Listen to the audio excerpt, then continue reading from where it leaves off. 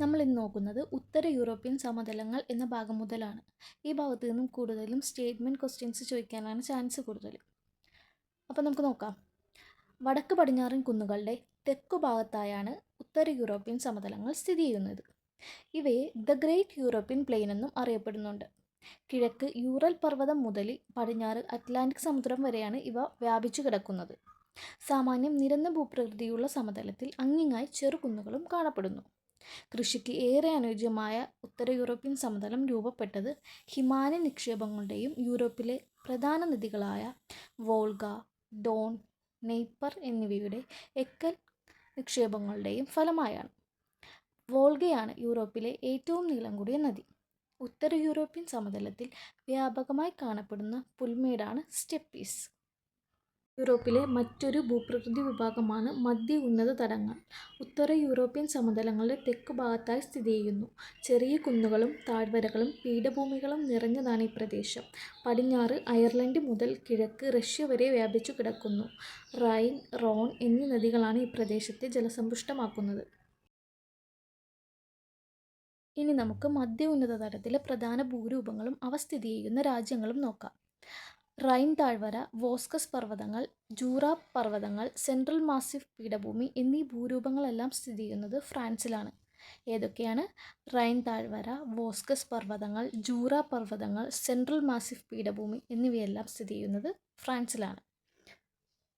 അടുത്തത് ആർഡനീസ് പർവ്വതങ്ങൾ കാണപ്പെടുന്നത് ബെൽജിയത്തിലാണ്. ആർഡനീസ് പർവ്വതങ്ങൾ, ബെൽജിയം. അടുത്തത് ബ്ലാക്ക് ഫോറസ്റ്റ് പർവ്വതങ്ങളും ഹാർസ് പർവ്വതങ്ങളും കാണുന്നത് ജർമ്മനിയിലാണ്. ബ്ലാക്ക് ഫോറസ്റ്റ് പർവ്വതങ്ങൾ, ഹാർസ് പർവ്വതങ്ങൾ ജർമ്മനിയിലാണ്. മസേറ്റ പീഠഭൂമി കാണപ്പെടുന്നത് സ്പെയിനിലാണ്. മസേറ്റ പീഠഭൂമി, സ്പെയിൻ. ബൊഹീമിയൻ പീഠഭൂമി, ചെക്ക് റിപ്പബ്ലിക്. ബൊഹീമിയൻ പീഠഭൂമി കാണപ്പെടുന്നത് ചെക്ക് റിപ്പബ്ലിക്കിലാണ്. ഇവയെല്ലാം കൂടുതലും ചേരുംപടി ചേർക്കുക എന്ന രൂപത്തിലായിരിക്കും ചോദ്യം വരാൻ ചാൻസ് ഉള്ളത്. അപ്പോൾ ഇതൊന്ന് നോക്കി വെച്ചേക്കുക. അടുത്ത ഭൂപ്രകൃതി വിഭാഗമായ ആൽപൈൻ പർവ്വതനിരകൾ നോക്കാം. മധ്യ ഉന്നത തടത്തിന് തെക്കു ഭാഗത്തായി സമാന്തര നിരകളോട് കൂടിയ മടക്ക് പർവ്വതങ്ങളാണിവ. പടിഞ്ഞാറ് അറ്റ്ലാന്റിക് സമുദ്രം മുതൽ കിഴക്ക് കാസ്പിയൻ കടൽ വരെയാണ് ഇവ വ്യാപിച്ചു കിടക്കുന്നത്. ആൽപ്സ്, കോക്കസസ്, കാർപാത്തീൻ എന്നിവയാണ് പ്രധാന ആൽപൈൻ പർവ്വതനിരകൾ. കോക്കസസ് പർവ്വതനിരയിലെ മൗണ്ട് എൽബ്രസ് ആണ് യൂറോപ്പിലെ ഏറ്റവും ഉയരം കൂടിയ കൊടുമുടി. അപ്പോൾ യൂറോപ്പിലെ ഏറ്റവും ഉയരം കൂടിയ കൊടുമുടിയാണ് മൗണ്ട് എൽബ്രസ്. അടുത്തതായി ഇവിടെ കൊടുത്തിരിക്കുന്നത് ഡ്രാക്കുള എന്ന നോവലിലെ ഒരു ഭാഗമാണ്. ഇതിൽ നമുക്ക് വേണ്ട പോയിന്റ് ഐറിഷ് എഴുത്തുകാരനായ ബ്രാം സ്റ്റോക്കറാണ് 1897 ഡ്രാക്കുള എന്ന നോവൽ എഴുതിയിരിക്കുന്നത്. ഈ നോവലിൻ്റെ മിക്ക ഭാഗങ്ങളുടെയും പശ്ചാത്തലമായത് ഡ്രാക്കുള കോട്ടയാണ്. കാർപാത്യൻ മലനിരകളിലാണ് ഇത് സ്ഥിതി ചെയ്യുന്നത്. അടുത്ത ഒരു പ്രധാന ഭാഗമാണ് മടക്ക് പർവ്വതങ്ങൾ. ഭൂമിയുടെ പുറംപാളിയായ ഭൂവൽക്കവും മാന്റിലിൻ്റെ ഉപരിഭാഗവും ചേർന്ന ഖരാവസ്ഥയിലുള്ള മണ്ഡലമാണ് ശിലാമണ്ഡലം. ക്രമരഹിതമായ അരികുകളോട് കൂടിയ കഷ്ണങ്ങളായിട്ടാണ് ഇവ നിലകൊള്ളുന്നത്. അനേകായിരം കിലോമീറ്റർ വിസ്തൃതിയും ശരാശരി 100 കിലോമീറ്റർ കനവുമുള്ള ഇവയെ ശിലാമണ്ഡല ഫലകങ്ങൾ എന്നറിയപ്പെടുന്നു. അപ്പോൾ ഇവയുടെ കനം വരുന്നത് ശരാശരി 100 കിലോമീറ്ററാണ്. ഫലകങ്ങൾ പരസ്പരം കൂട്ടിമുട്ടുന്ന ഫലകാതിരുകളിൽ ശിലാപാളികൾ മടങ്ങി ഉയർന്ന് രൂപം കൊള്ളുന്ന പർവ്വതങ്ങളാണ് മടക്ക് പർവ്വതങ്ങൾ. മടക്ക് പർവ്വതങ്ങൾക്ക് ഉദാഹരണമാണ് ഹിമാലയ പർവ്വതം. ഇനി യൂറോപ്പിലെ കാലാവസ്ഥയും നൈസർഗിക സസ്യജന്തുജാലങ്ങളെയും കുറിച്ച് നോക്കാം. മിതമായ വേനൽക്കാലവും താരതമ്യേന കഠിനമായ ശൈത്യകാലവുമാണ് യൂറോപ്പിൻ്റെ പൊതുവായ കാലാവസ്ഥ. ലോകത്ത് മരുഭൂമിയില്ലാത്ത ഭൂഖണ്ഡമാണ് യൂറോപ്പ്. യൂറോപ്പിൻ്റെ ഭൂരിഭാഗം പ്രദേശത്തും വർഷണത്തിൻ്റെ വ്യത്യസ്ത രൂപങ്ങളായ മഴയും മഞ്ഞും ലഭിക്കുന്നു. വർഷണം എന്താണെന്ന് നോക്കാം. തുടർച്ചയായ ഘനീകരണത്തിലൂടെ ജലകണികകൾ മേഘങ്ങളിൽ നിന്ന് മോചിക്കപ്പെട്ട് ഭൂമിയിലേക്ക് ഖരരൂപത്തിലും ദ്രവ്യരൂപത്തിലുമൊക്കെ പതിക്കുന്നതാണ് വർഷണം. വർഷണത്തിന് വിവിധ രൂപങ്ങളാണ് ഈ മഴ, മഞ്ഞുവീഴ്ച, ഹിമവൃഷ്ടി, ആലിപ്പഴം എന്നിവയൊക്കെ. മരുഭൂമിയുടെ പ്രത്യേകത നോക്കാം. 25 സെൻറ്റിമീറ്റർ മുകളിൽ വാർഷിക മഴ ലഭിക്കാത്ത പ്രദേശത്തെയാണ് മരുഭൂമിയായി കണക്കാക്കുന്നത്. വർഷം മുഴുവൻ മഞ്ഞുമൂടി കിടക്കുന്ന അന്റാർട്ടിക്കയും ഒരു മരുഭൂമിയാണ്. അന്റാർട്ടിക്കയെ ശീതമരുഭൂമിയായാണ് പരിഗണിക്കുന്നത്. ആർട്ടിക് കാലാവസ്ഥ അഥവാ തുന്ദ്ര കാലാവസ്ഥ. യൂറോപ്പിൻ്റെ ആർട്ടിക് പ്രദേശങ്ങളിൽ ഈ കാലാവസ്ഥ അനുഭവപ്പെടുന്നു. തണുപ്പുള്ള ഹ്രസ്വമായ വേനൽക്കാലവും വളരെ ദൈർഘ്യമുള്ള കഠിനമായ ശൈത്യകാലവുമാണ് ഈ കാലാവസ്ഥയുടെ പ്രത്യേകത. വേനൽക്കാലത്തെ താപനില 10°C വരെ ഉയരുമ്പോൾ ശൈത്യകാല താപനില -25°C മുതൽ -40°C വരെ താഴുന്നു. ശൈത്യകാലത്ത് 5 മുതൽ 6 മാസം വരെ സൂര്യപ്രകാശമില്ലാത്ത സാഹചര്യമാണ് ഇവിടെയുള്ളത്. തുന്ദ്ര കാലാവസ്ഥയിലെ സസ്യജാലങ്ങളുടെ കുറവ് ഇവിടെയുള്ള ജന്തുജാലങ്ങളുടെ എണ്ണത്തെയും ബാധിക്കുന്നു.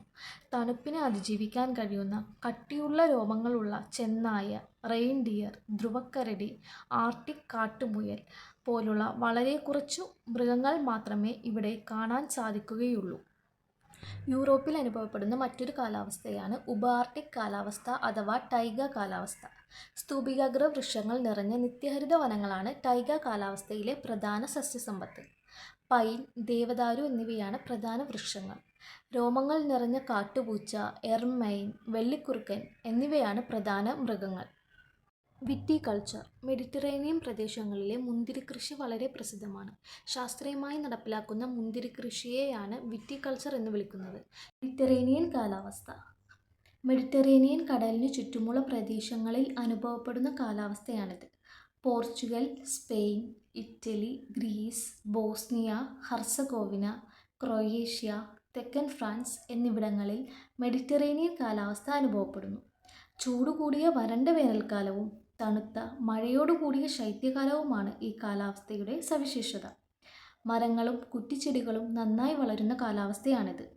Rosemary, lavender, olive, pine, orange, മുന്തിരി, അത്തി എന്നിവയാണ് പ്രധാന സസ്യങ്ങൾ. ഐബീരിയൻ കാട്ടുപൂച്ച, ബാർബറി മക്കാക്ക്, മഫ്ലോൺ ആട്, സ്പാനിഷ് ഇംപീരിയൽ പരുന്ത്, ഗൗളിക്കിളി എന്നീ അപൂർവ ജന്തുവർഗ്ഗങ്ങൾ മെഡിറ്ററേനിയൻ പ്രദേശത്ത് കാണപ്പെടുന്നു. അടുത്തത് പടിഞ്ഞാറൻ യൂറോപ്യൻ കാലാവസ്ഥ. കഠിനമായ ശൈത്യവും മിതമായ ചൂടും വർഷം മുഴുവൻ ലഭിക്കുന്ന മഴയുമാണ് ഈ കാലാവസ്ഥയുടെ പ്രത്യേകത.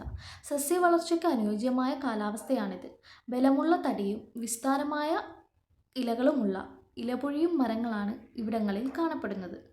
ബീച്ച്, എൽമ്, ഓക്ക്, ബിർച്ച്, ആഷ് എന്നിവയാണ് ഇവയ്ക്ക് ഉദാഹരണം. അണ്ണാൻ, കുറുക്കൻ, മുയൽ, മാൻ, ചെന്നായ തുടങ്ങിയവയും ഇവിടെ കാണപ്പെടുന്നു. കിഴക്കൻ യൂറോപ്യൻ കാലാവസ്ഥ. വിരളമായ മഴയും കടുത്ത ചൂടും കാരണം ഈ കാലാവസ്ഥ അനുഭവപ്പെടുന്ന പ്രദേശങ്ങളിൽ വൻമരങ്ങൾ വളരാറില്ല. യൂറോപ്പിലെ പുൽമേടായ സ്റ്റേപ്പീസിൽ അനുഭവപ്പെടുന്നത് ഈ കാലാവസ്ഥയാണ്.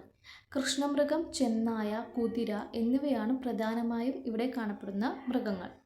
യൂറോപ്പിലെ ജനസംഖ്യ നോക്കാം. വലുപ്പത്തിൽ 6ാം സ്ഥാനത്താണെങ്കിലും ജനസംഖ്യയിൽ ഏഷ്യയ്ക്കും ആഫ്രിക്കയ്ക്കും തൊട്ടു പിന്നിലായി 3ാം സ്ഥാനത്താണ് യൂറോപ്പ്. റഷ്യയാണ് ഏറ്റവും കൂടുതൽ ജനസംഖ്യയുള്ള യൂറോപ്യൻ രാജ്യം. Germany, United Kingdom, France, Italy എന്നീ രാജ്യങ്ങളാണ് ജനസംഖ്യയിൽ റഷ്യയ്ക്ക് പിന്നിലായുള്ളത്. United Kingdom England, Scotland, Wales എന്നീ രാജ്യങ്ങളെ ചേർത്താണ് ഗ്രേറ്റ് ബ്രിട്ടൻ എന്ന് പറയുന്നത്. ഗ്രേറ്റ് ബ്രിട്ടൻ്റെ കൂടെ വടക്കൻ അയർലൻഡും കൂടി കൂടിച്ചേരുമ്പോൾ അവയെയാണ് യുണൈറ്റഡ് കിങ്ഡം എന്ന് വിളിക്കുന്നത്. വ്യത്യസ്ത ഭൂപ്രകൃതി, സംസ്കാരം, കുടിയേറ്റം എന്നിവയുടെ സ്വാധീനം മൂലം വിവിധ ഭാഷകളാണ് യൂറോപ്പിൽ സംസാരിക്കുന്നത്. യൂറോപ്പിൽ ഏറ്റവും കൂടുതൽ ആളുകൾ സംസാരിക്കുന്നത് റഷ്യൻ ഭാഷയാണ്. ഇതിനു പുറമെ German, French, Italian, English, Spanish എന്നീ ഭാഷകളും വ്യാപകമായി സംസാരിക്കുന്നു. യൂറോപ്പിലെ ജനസംഖ്യാ വർധനവിൻ്റെ ഒരു പ്രധാന കാരണം കുടിയേറ്റമാണ്. ആഫ്രിക്ക, മധ്യേഷ്യ, തെക്കനേഷ്യ എന്നിവിടങ്ങളിൽ നിന്നും വലിയ തോതിൽ ജനങ്ങൾ യൂറോപ്യൻ യൂണിയൻ രാജ്യങ്ങളിലേക്ക് കുടിയേറുന്നുണ്ട്. യൂറോപ്യൻ യൂണിയൻ നോക്കാം. 1957 Belgium, Germany, France, Italy, Luxembourg, Netherlands എന്നീ 6 രാജ്യങ്ങൾ ചേർന്ന് ആരംഭിച്ച കൂട്ടായ്മയാണ് 1993 യൂറോപ്യൻ യൂണിയൻ്റെ രൂപീകരണത്തിന് വഴിതെളിച്ചത്.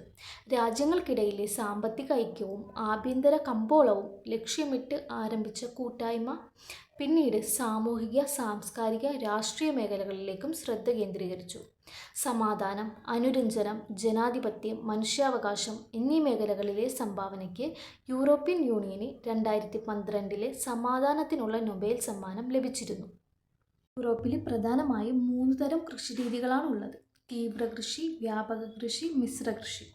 ഇതിൽ തീവ്രകൃഷി എന്ന് പറയുന്നത് ജനസാന്ദ്രത കൂടിയ പ്രദേശങ്ങളിൽ മികച്ച സാങ്കേതികവിദ്യ ഉപയോഗിച്ച് വർദ്ധിച്ച ഉൽപ്പാദനം നടത്തുന്ന കൃഷിരീതിയാണ്. മെഡിറ്ററേനിയൻ കാലാവസ്ഥ അനുഭവപ്പെടുന്ന രാജ്യങ്ങളിൽ കൃഷി ചെയ്യുന്നു. ഓറഞ്ച്, ഒലിവ്, മുന്തിരി എന്നിവയാണ് പ്രധാനമായും കൃഷി ചെയ്യുന്നത്. അടുത്തത് വ്യാപക കൃഷി. അതിവിശാലമായ ഭൂപ്രദേശങ്ങളിൽ വാണിജ്യാടിസ്ഥാനത്തിൽ നടത്തുന്ന യന്ത്രവൽകൃത ധാന്യ കൃഷിരീതിയാണിത്. വടക്കൻ യൂറോപ്പിലെ സ്റ്റെപ്പിസ് പുൽമേടുകളിലാണ് ഇത്തരം കൃഷി നടക്കുന്നത്. പ്രധാന വിള ഗോതമ്പാണ്. ബാർലി, ചോളം, ഓട്സ് തുടങ്ങിയ ധാന്യങ്ങളും കൃഷി ചെയ്യുന്നു. അടുത്തത് മിശ്ര കൃഷി. കൃഷിയോടൊപ്പം തന്നെ മൃഗപരിപാലനവും നടത്തുന്ന രീതിയാണിത്. മധ്യ പടിഞ്ഞാറൻ യൂറോപ്പിലാണ് ഇത്തരം കൃഷി പ്രധാനമായും കാണപ്പെടുന്നത്. ധാന്യങ്ങൾ, പച്ചക്കറികൾ എന്നിവയുടെ ഉൽപ്പാദനത്തോടൊപ്പം കന്നുകാലികളെയും പരിപാലിക്കുന്നു. അടുത്തതായി നമ്മൾ നോക്കുന്നത് ഗ്രേറ്റ് ഫിഷർ ബാങ്ക് ആണ്. യൂറോപ്പിൽ ഏറ്റവും കൂടുതൽ മത്സ്യലഭ്യതയുള്ള പ്രദേശങ്ങൾ ഡെൻമാർക്ക്, നോർവേ തീരത്തുള്ള ഗ്രേറ്റ് ഫിഷർ ബാങ്കും ഡോഗർ ബാങ്കുമാണ്.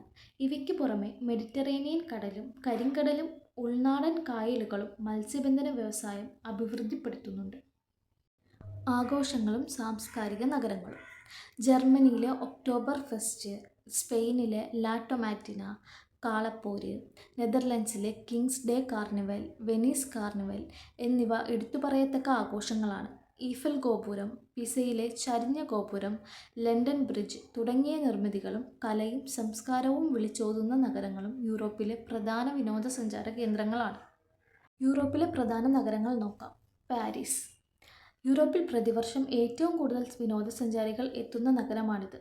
സൈൻ നദീതീരത്ത് സ്ഥിതി ചെയ്യുന്ന പാരീസ് ഫ്രാൻസിൻ്റെ തലസ്ഥാനമാണ്.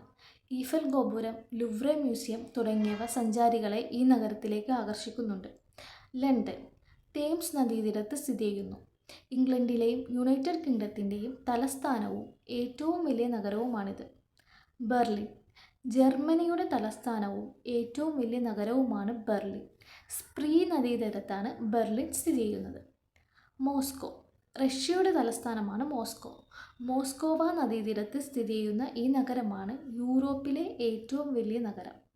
അപ്പോൾ യൂറോപ്പിലെ ഏറ്റവും വലിയ നഗരമാണ് മോസ്കോ.